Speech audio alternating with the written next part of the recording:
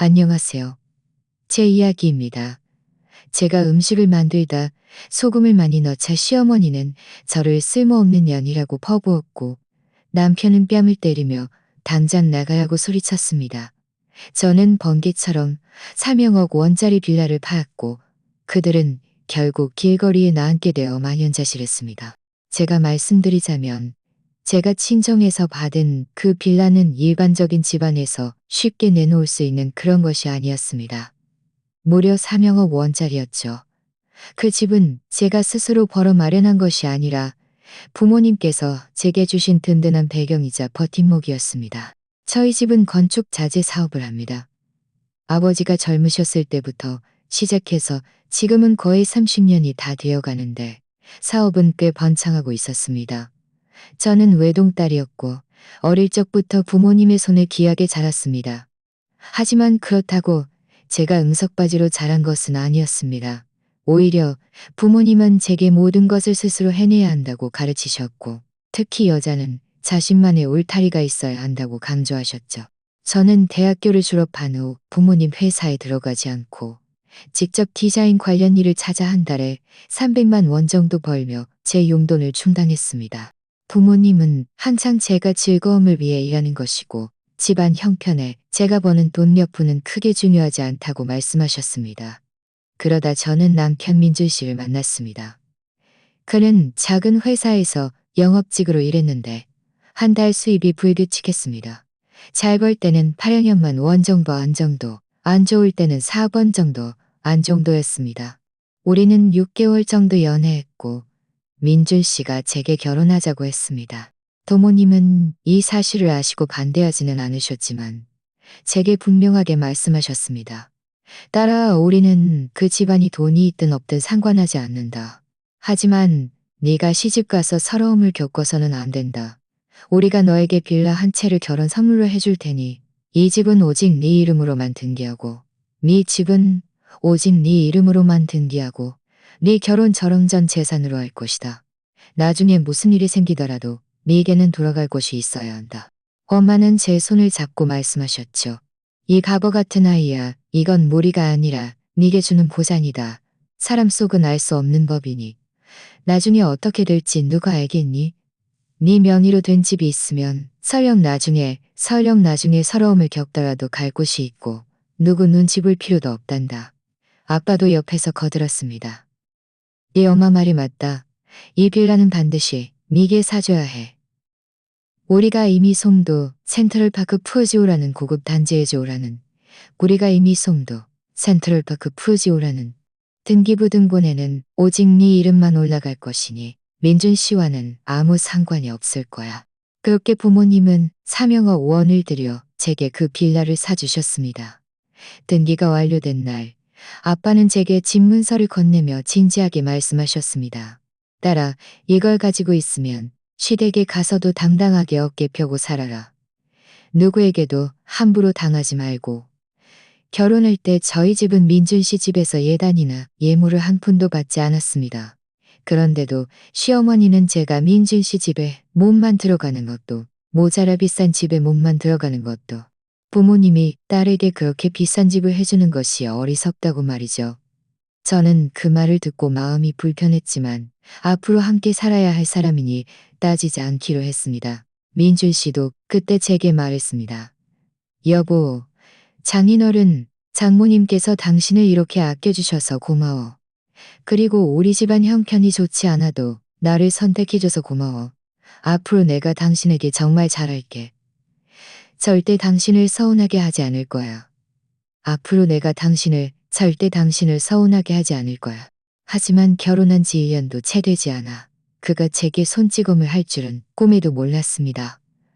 시어머니는 더 심했습니다. 매일 저를 못마땅하게 여기며 사사건건 시비를 걸었죠. 결혼 후 저는 민준 씨와 시어머니와 함께 그 빌라에서 살았습니다. 처음에는 제가 좀 더 참고 이해하면 잘 지낼 수 있을 거라고 생각했습니다. 하지만 얼마 지나지 않아 시어머니의 본 모습이 드러나기 시작했습니다. 시어머니는 직장에 다니지 않고 매일 집에 계시면서도 집안일을 전혀 하지 않으셨습니다. 집 청소, 빨래, 식사 준비 등 모든 것이 저 혼자만의 몫이었습니다. 저는 낮에는 회사에 출근하고 밤에 돌아와서는 그 두 사람을 시중들어야 했습니다. 때로는 너무 피곤해서 밥도 먹기 싫었지만 시어머니는 늘 이것저것 트집을 잡으셨습니다. 어느 날 회사에 긴급 프로젝트가 생겨서 저는 아침부터 밤까지 물 한 모금 마실 틈도 없이 바빴습니다. 집에 도착했을 때는 이미 저녁 8시가 다 되어 있었습니다.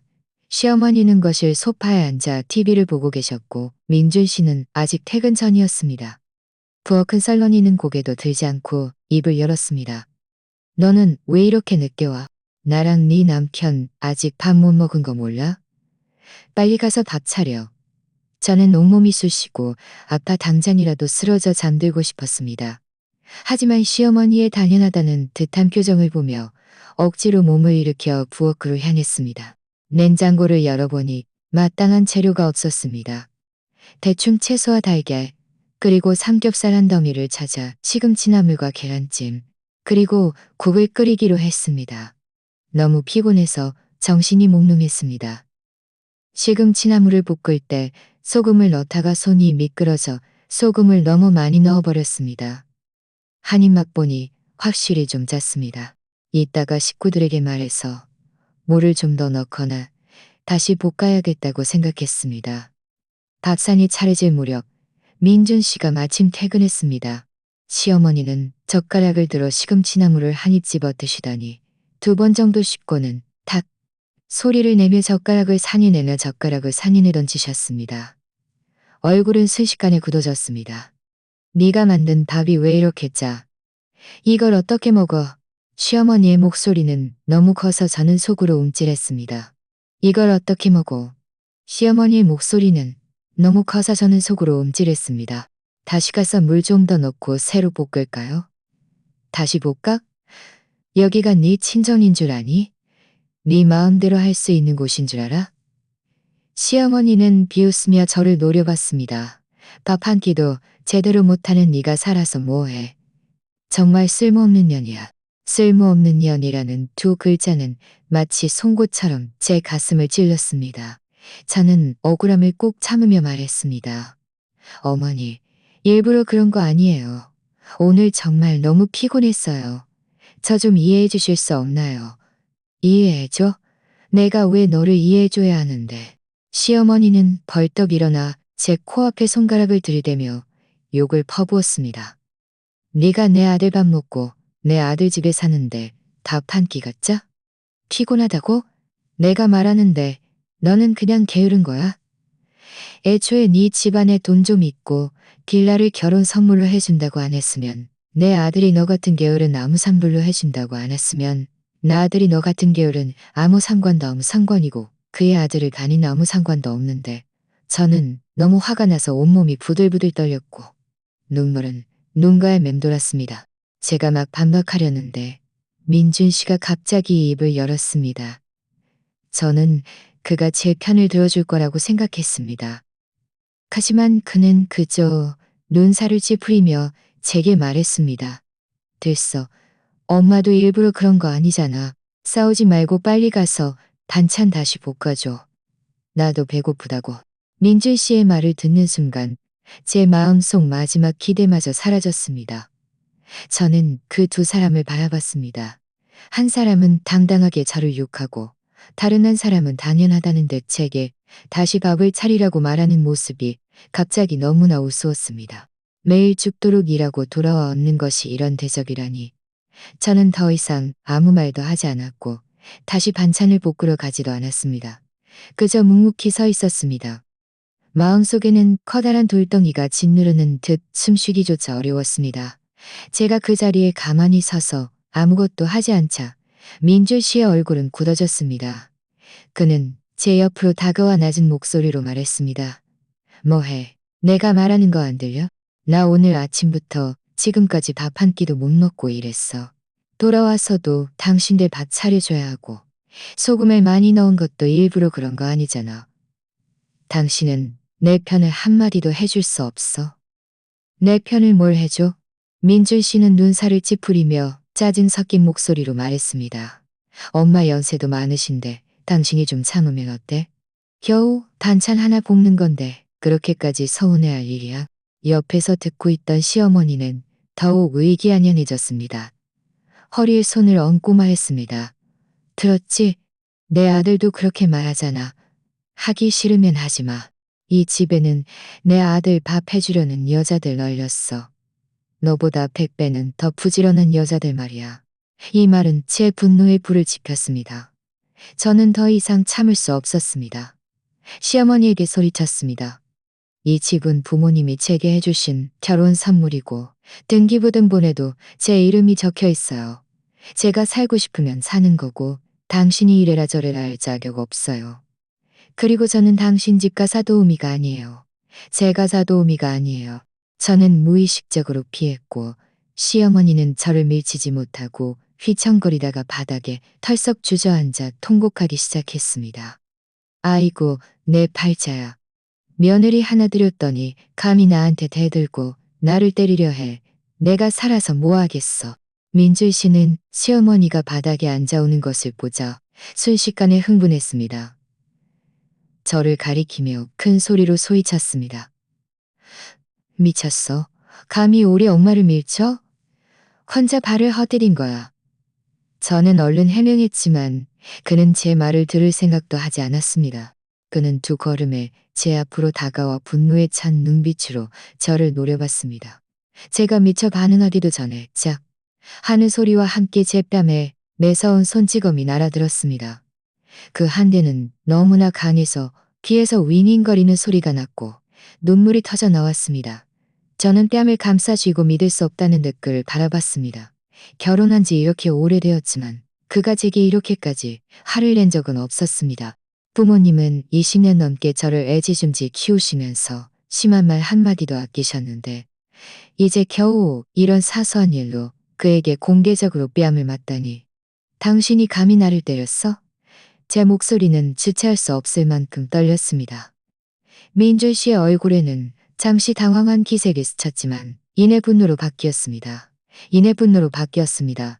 그는 문을 가리키며 말했습니다. 내가 당신을 때리면 어때? 누가 우리 엄마를 화나게 하래? 꺼져. 저는 그를 바라보고 바닥에 앉아 가짜로 울고 있는 시어머니를 바라봤습니다. 갑자기 마음이 완전히 식어버리는 것을 느꼈습니다. 내가 왜 그때 눈이 멀어 옳고 그름도 분간 못하고 아내에게 손찌검까지 하는 이런 남자와 결혼했을까? 저는 얼굴에 눈물을 닦고 뺨을 감싸고 있던 손을 내리며 차갑게 그들을 바라봤습니다. 이 집은 내 집이에요. 옷장 안에서 캐리어를 꺼내 제 옷과 중요한 서류들을 담았습니다. 민준 씨와 시어머니는 밖에서 더 이상 아무 말도 하지 않았습니다. 아마 제가 이렇게 단호하게 나올 줄은 예상하지 못했을 겁니다. 캐리어를 끌고 침실에서 나왔을 때 시어머니는 이미 바닥에서 일어나 소파에 앉아 저를 노려보고 있었습니다. 민준 씨는 옆에 서서 얼굴이 굳어 있었습니다. 저는 그들을 보지 않고 곧장 현관으로 걸어갔습니다. 문을 열려는 순간 민준 씨가 갑자기 입을 열었습니다. 당신 가면 다시는 돌아오지 마. 저는 뒤를 돌아 그를 한 번 바라보고는 입꼬리를 비웃듯이 올렸습니다. 걱정 마. 다시는 돌아오지 않을 테니까. 말을 마친 저는 현관문을 닫고 그 모자와 집안 가득한 억울함을 그 안에 가둬버렸습니다. 아파트 단지 입구에 도착하자 밤바람이 얼굴을 스쳤습니다. 그제야 뺨에 화끈거리는 통증을 느꼈습니다. 저는 휴대폰을 꺼내 절친 민지에게 전화를 걸었습니다. 울먹이는 목소리로 말했습니다. 민지야, 난 이 집에서 며칠 지낼 수 있을까? 절친 민지는 제가 울면서 모든 사정을 말하자마자 당장 오라고 했고 문도 열어두겠다고 했습니다. 저는 택시를 타고 그녀의 집 아래에 도착했습니다. 민지는 이미 아파트 입구에서 기다리고 있었습니다. 제 얼굴에 붉게 부어오른 자국을 보자마자 민지는 깜짝 놀라 제 손을 잡고 물었습니다. 그 자식이 정말 너를 때렸어? 이 개자식. 내가 진작에 말했잖아. 그 자식은 마마보이라고. 저는 민지의 집 소파에 앉아 그녀가 타준다 듯한 밀크티를 마시며 또다시 눈물을 멈출 수 없었습니다. 나는 그때 그가 나를 잘해주는 줄 알았어. 시어머니가 좀 성격이 있어도 어떻게든 잘 살 수 있을 거라고 생각했는데 말을 채이기도 전에 목이 메었습니다. 민지는 제 등을 토닥이며 위로했습니다. 잘되냐 위로했습니다. 저는 눈물을 닦고 마음을 진정시켰습니다. 자 됐어. 그런 남자, 그런 남자, 그런 남자, 그런 집 하는데 산책이야. 저는 계속 민지의 집에 숨어 있을 수 없습니다. 문제를 해결할 방법을 찾아야 합니다. 제 머릿속에 가장 먼저 떠오른 것은 바로 그 빌라였습니다. 그 집은 부모님이 제게 주신 것이고 저의 든든한 버팀목이었지만 지금은 저와 그 모자가 얽히고 설키는 장소가 되어버렸습니다. 저는 갑자기 빌라를 팔아야겠다는 생각이 들었습니다. 이 생각이 떠오르자 저 스스로도 깜짝 놀랐습니다. 민지도 놀란 듯 저를 보며 말했습니다. 너 정말 팔 생각이야? 그거 3억억 원짜리 빌라잖아. 네 부모님이 그렇게 심혈을 기울여 사주신 건데. 저는 이 집이 귀한 건 알지만 지금 이걸 가지고 있으면 뭐해. 하고 쓴웃음을 지었습니다. 이걸 가지고 있으면 그 모자와 계속 얽히고 설켜야 하고 나중에는 더 많은 문제가 생길지도 몰라. 부모님이 이 집을 내게 주신 건 내가 돌아갈 곳을 마련해 주기 위해서지. 이 끔찍한 결혼결을 돌아갈 곳을 말해서 버티라고 주신 게 아니야. 이걸 팔면 그들과 완전히 관계를 정리할 수 있을 뿐만 아니라 그 돈으로 나중에 내가 하고 싶은 일 할 수 있을 뿐만 아니라 집은 다시 살 수 있지만 인생은 망가지면 되돌릴 수 없지. 하지만 너 부모님께 말씀드려야 하는 거 아니야? 저는 휴대폰을 꺼내 엄마의 번호를 찾다가 망설였습니다. 부모님이 제가 맞았다는 사실과 빌라를 팔려고 한다는 사실을 아시면 분명 가슴 아파하실 겁니다. 하지만 저는 이제 다 컸고 모든 일을 부모님께 의지할 수는 없습니다. 이번만큼은 제가 스스로 결정을 내려야 합니다. 일단은 부모님께 말씀드리지 말고 빌라를 팔고 일이 정리되면 그때 설명해 드려야겠습니다. 지금 당장 부동산 중개업소에 연락해서 빌라를 내놓을 거야. 저는 휴대폰으로 부동산 앱을 열어 주변에 평판 좋은 중개업소를 찾았습니다. 예전에 부모님이 이 빌라를 사셨을 때 이음 부동산이라는 중개업소와 거래한 적이 있는데 서비스가 아주 전문적이라고 하셨습니다. 그래서 저는 그들의 연락처를 찾아 전화를 걸었습니다. 전화가 연결되자 저는 중개사에게 말했습니다. 안녕하세요. 제가 빌라를 팔려고 하는데 송도 센트럴파크 푸르지오에 있는 송도 센트럴파크 푸르지오에 소유권은 제 개인이고 대출도 없고 서류도 다 갖춰져 있습니다. 중개사는 송도 센트럴파크 푸르지오 빌라라는 말을 듣자마자 목소리에 바로 열정이 넘쳤습니다. 사모님, 안녕하세요. 송도 센트럴파크 푸르지오 빌라는 아주 인기가 많습니다. 혹시 희망하시는 가격을 혹시 희망하시는 가격을 말씀해 주실 수 있을까요? 저희가 고객을 추천해 드리는데 도움이 될 겁니다. 차는 애매하게 부르지 않고 시세대로 3억억 원일 겁니다.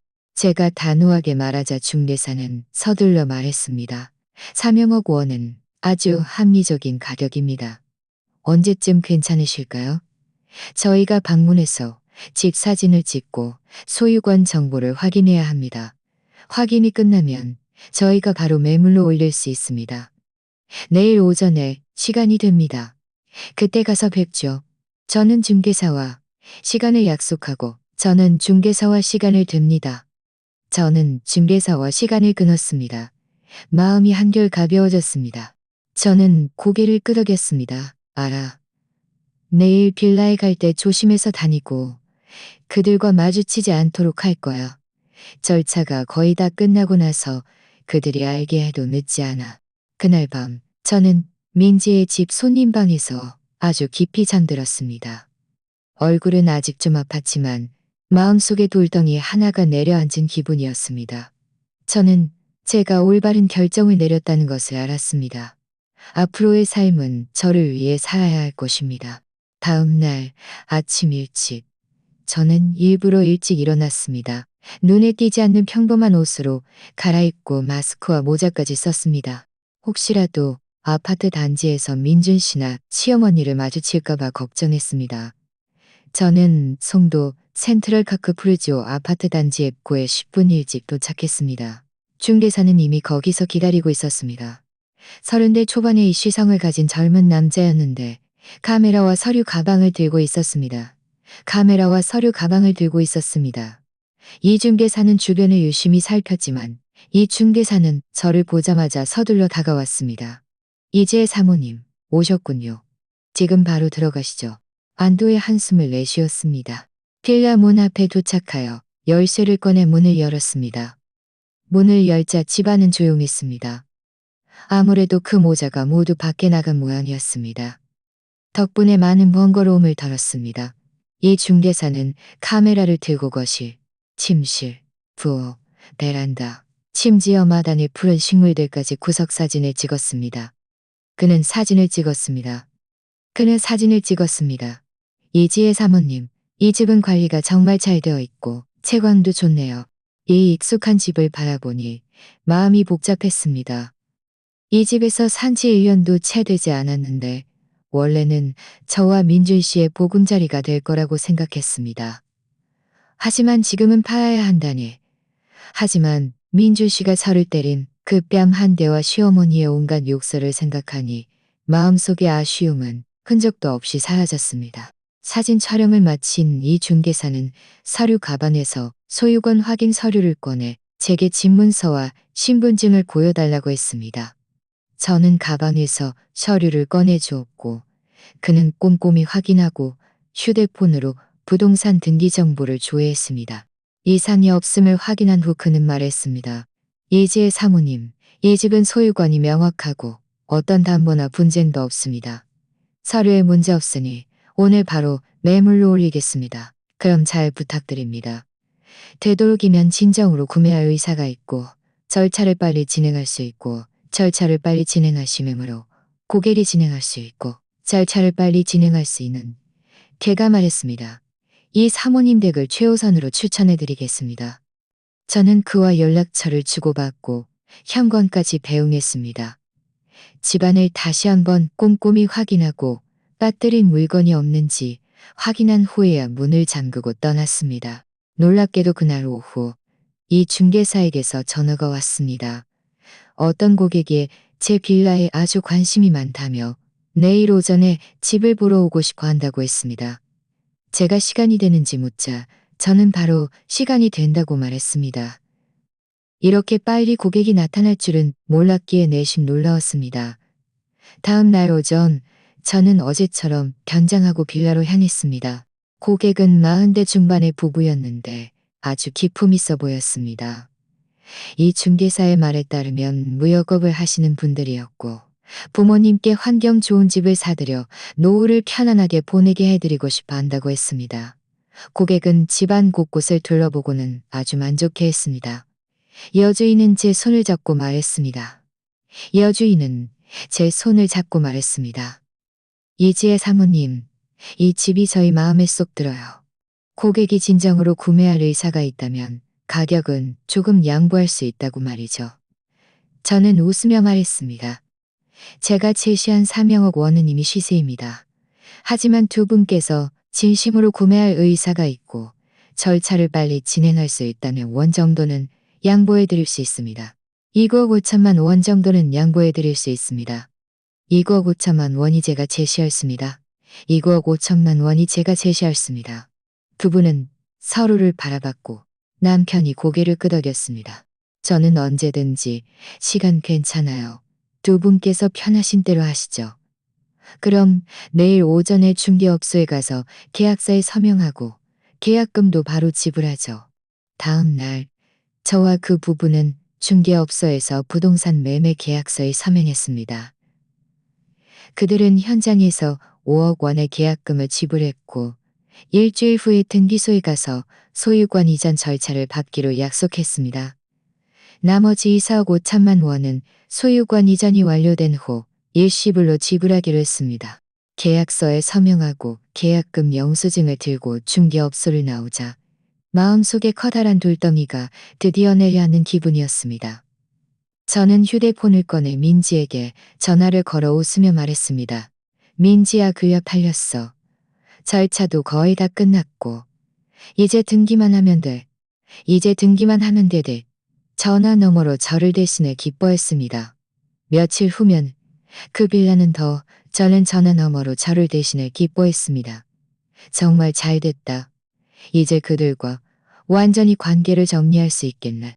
왜냐하면 저는 마침내 그 끔찍한 결혼 생활에서 벗어났고 앞으로의 삶을 다시 시작할 수 있게 되었기 때문입니다.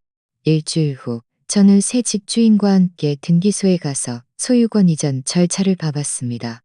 모든 과정은 순조롭게 진행되었고 반나절도 채 걸리지 않아 완료되었습니다. 집문서의 명의는 정식으로 새 집주인으로 바뀌었습니다. 새 집주인은 집문서를 받아들고 웃으며 제게 말했습니다. 이지혜 상우님, 정말 감사합니다. 이 집이 저희 마음에 쏙 들어요.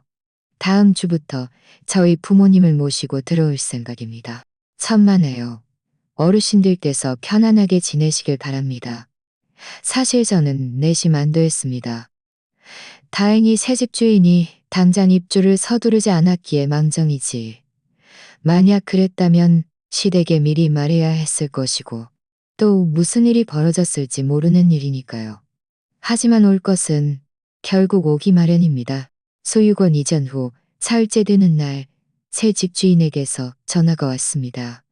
다음 날 오전에 빌라에 가서 짐을 정리하고 안에 살고 있는 사람들에게 가능한 한 빨리 이사 가라고 말하고 싶다고 했습니다. 저는 잠시 생각하다가 새 집주인에게 말했습니다. 제가 같이 가는 게 좋겠습니다. 혹시 그들이 협조하지 않을 수도 있으니까요. 다음 날 오전 저와 새 집주인 부부는 함께 빌라 문 앞에 도착했습니다. 제가 문을 두드리자 시어머니가 문을 열었습니다. 그녀는 저를 보자마자 얼굴이 굳어졌습니다. 네가 왜 돌아왔어? 안 돌아온다고 하지 않았니? 저는 그녀와 신랑이 할 필요도 하지 않았니?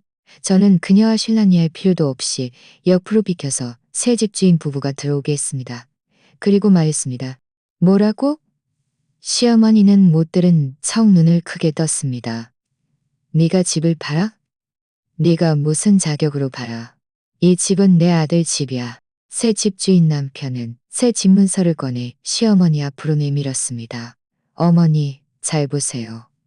이 집문서에는 지금 제 이름이 적혀 있습니다. 이 집은 이제 제 겁니다. 저희는 이지혜 사모님과 모든 절차를 마쳤고 합법적이고 합리적인 절차였습니다.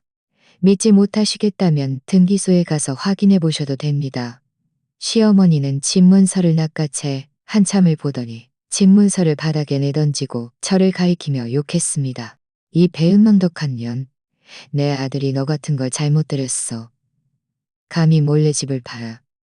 무슨 꼼꼼이야. 나 너랑 끝까지 갈 거야. 그때 민준 씨가 침실에서 나왔습니다. 아마 밖에 소란을 들었을 겁니다. 새 집주인 부부를 보고 바닥에 떨어진 집문서를 보자마자 얼굴이 새하얗게 질렸습니다. 그는 제 손을 잡고 말했습니다. 제가 당신이랑 상의했습니다. 여보, 당신 정말 집을 팔았어? 왜 나랑 상의도 없이? 이 집은 팔면 안 돼. 당신이 나를 때릴 때는 왜 나랑 상의할 생각을 안 했죠? 당신 엄마가 나에게 욕설을 퍼부을 때는 왜 나랑 상의할 생각을 안 했죠? 이 집은 제 결혼 전 재산이고 제가 팔고 싶으면 파는 거예요. 당신들과 상의할 필요 없어요. 새 집주인 여주인은 눈살을 찌푸리며 시어머니에게 말했습니다. 어머니, 저희는 이미 아주 정중하게 말씀드리고 있습니다. 협조해 주시고 빨리 짐 정리해서 나가주시길 바랍니다. 저희는 다음 주부터 부모님을 모시고 들어올 예정입니다. 만약 협조하지 않으시면 저희는 관리사무소에 연락하거나 경찰에 신고할 수밖에 없습니다. 경찰? 내가 너희들이 무서운 줄 알아? 시어머니는 말하며 바닥에 주저앉아 통곡하기 시작했습니다. 아이고, 내 팔자야. 며느리 하나 들였더니 효도는커녕 몰래 집을 팔아서 우리 모자를 내쫓으려고 해. 세상에 이런 법이 어디 있어. 이런 법이 어디 있어. 민준 씨는 시어머니가 다시 행패를 부리기 시작하는 것을 보자 과를 동동 구르며 우리가 지금 집을 못 구해서 나갈 곳이 없어. 나갈 곳이 없는 건 당신들 사정이고 나랑은 상관없어요. 제가 차갑게 말했습니다. 당신들이 나를 내쫓을 때는 내가 갈 곳이 있는지 없는지 생각 안 했잖아요. 이제 당신들이 어려워지니까 나에게 찾아와? 그게 가능하다고 생각해요? 민지도 옆에서 거들었습니다. 맞아. 당신들이 그때 그에게 그렇게 대했으면서 이제 와서 도움을 청할 염치가 있어. 민준 씨는 여전히 나가지 않으려 했고 그저 계속 울며 제게 애원했습니다. 여보, 제발 부탁이야. 우리 좀 도와줘. 엄마 연세도 많으신데 계속 모텔에만 있을 수도 없잖아. 그냥 우리 좀 불쌍하게 여겨주면 안 될까? 당신들을 불쌍하게 여겨? 누가 나를 불쌍하게 여겼지? 저는 그날 밤 저 혼자 캐리어를 끌고 길가에서 울던 모습을 떠올리자 나무 상고를 떠올리자 마음이 아팠습니다. 내가 당신에게 맞고 혼자 갈 곳 없이 떠돌 때 당신들은 왜 나를 불쌍하게 욕을 먹고 혼자 갈 곳 없이 떠돌 때 저는 말을 마치고 휴대폰을 들어 경찰에 신고하려는 신용을 했습니다. 당신이 계속 나가지 않으면 나 경찰에 신고할 거야. 그때 경찰이 오면 어떻게 감당할지 두고 봐. 민준 씨는 제가 정말 경찰에 신고하려는 것을 보자 그제야 조금 겁을 먹었습니다. 그는 천천히 바닥에서 일어나 저를 바라보며 당신이 바닥에서 일어나. 저는 그를 바라봤습니다. 저는 그를 바라봤습니다. 그는 불만과 절망이 가득했습니다. 당신 정말 이렇게 매몰찬 사람이야. 우리 사이는 끝났어. 민진 씨는 한참을 멍하니 서 있다가 결국 천천히 몸을 돌려 민지의 집을 나섰습니다. 그의 쓸쓸한 뒷모습을 바라보며 저는 조금도 동정심을 느끼지 못했습니다. 그저 해방감을 느꼈을 뿐입니다. 이번에야말로 그와 완전히 관계를 정리했다는 것을 알았습니다. 민준 씨가 떠난 후 민지는 저를 보며 한숨을 쉬었습니다. 뭐가 힘들겠습니다. 너도 너무 강하게 버티지 마. 힘들면 나한테 말해. 이틀이 채 지나지 않아 중개업소에서 빌라 매매 잔금 이사 오고 1,000만 원을 제 은행 계좌로 입금해 주었습니다. 입금 확인 문자를 받자마자 저는 휴대폰을 들고 부모님께 전화를 걸었습니다. 그전에는 걱정하실까봐 말씀드리지 못했지만 이제 모든 일이 해결되었으니 솔직하게 말씀드려야겠다고 생각했습니다. 엄마는 전화를 받자마자 물으셨습니다. 딸아, 요즘 어떻게 지내? 결혼 후 시어머니가 어떻게 저를 괴롭혔는지, 민준 씨가 어떻게 저를 때렸는지, 제가 어떻게 빌라를 팔았는지 등 모든 일을 처음부터 끝까지 말씀드렸습니다. 엄마는 전화 너머로 흐느끼기 시작했습니다. 내 불쌍한 딸아, 왜 진작 우리한테 말해주지 않았어? 그렇게 큰 서러움을 겪으면서 네가 잘못되기라도 하면 아빠란 나는 어떻게 살아? 아빠가 전화를 받아들었습니다. 목소리도 살짝 떨렸습니다. 아빠가 네 편이 되어줄게. 저는 얼른 그들을 안심시켰습니다. 괜찮아요. 걱정하지 마세요. 제가 이미 빌라도 팔았고 그들과도 관계를 정리했어요. 앞으로는 절대 서러움 겪을 일 없을 거예요. 전화를 끊자 마음이 따뜻해졌습니다. 언제든 부모님은 제 든든한 버팀목이라는 것을 다시 한번 느꼈습니다. 집안일이 해결되자 저는 이혼 준비를 시작했습니다. 변호사를 찾아 민준 씨가 저를 때려 얼굴에 남은 멍 자국 사진, 시어머니가 저를 욕하는 녹음 파일 전에 시어머니와 싸울 때 나중에 문제가 생길까봐 몰래 녹음해 두었습니다. 그리고 우리 사이의 대화 기록을 건네주며 이혼 합의서 작성을 부탁했습니다. 게다가 듀부를 건네주며 이혼 합의서 작성을 부탁했습니다. 변호사는 증거를 검토한 후 제게 말했습니다. 이지의 사모님, 이 증거들은 아주 충분합니다. 상대방에게 가정폭력과 기책 사유가 있으니 저는 변호사에게 그에게 어떤 책임도 요구하지 않고 그저 빨리 이혼하고 그와 완전히 관계를 정리하고 싶다고 말했습니다. 변호사는 고개를 끄덕이며 곧바로 이혼 합의서를 작성했습니다. 저는 민준 씨에게 메시지를 보내 만나서 이혼 합의서에 서명하자고 했습니다. 그는 아마 피할 수 없다는 것을 알았는지 곧바로 동의한다는 답장을 보내왔고 근처 카페에서 만나기로 약속했습니다. 제가 카페에 도착했을 때 그는 이미 와 있었습니다. 여전히 초췌한 모습이었지만 눈에는 핏기가 더 돌았습니다. 저를 보자마자 그는 서둘러 일어나 제게 말을 걸려 했습니다. 저는 손을 들어 그의 말을 끊었습니다. 쓸데없는 말 하지 마요. 이혼 합의서 가져왔으니까 문제 없으면 서명해요. 저는 이혼 합의서를 그의 앞으로 밀어놓았습니다. 그는 합의서를 집어들고 천천히 내용을 훑어보는데 손이 계속 떨렸습니다. 당신 스스로 소중히 여기지 않은 거죠. 단참을 보던 그는 고개를 들어 저를 바라봤습니다. 정말 꼭 이혼해야만 해. 합의서에 아주 분명하게 적혀 있어요. 우리 혼인 후 공동 재산도 없고 아이도 없으니 이혼 후에는 서로의 삶에 간섭하지 않기로. 당신이 이해 없으면 서명하고 이해 있으면 법원에 소송 걸어요. 그때는 이 모든 증거들이 판사에게 제출될 거예요. 당신 스스로 알아서 해요. 그는 제가 테이블에 놓아둔 증거들을 바라봤고 얼굴은 점점 더 창백해졌습니다.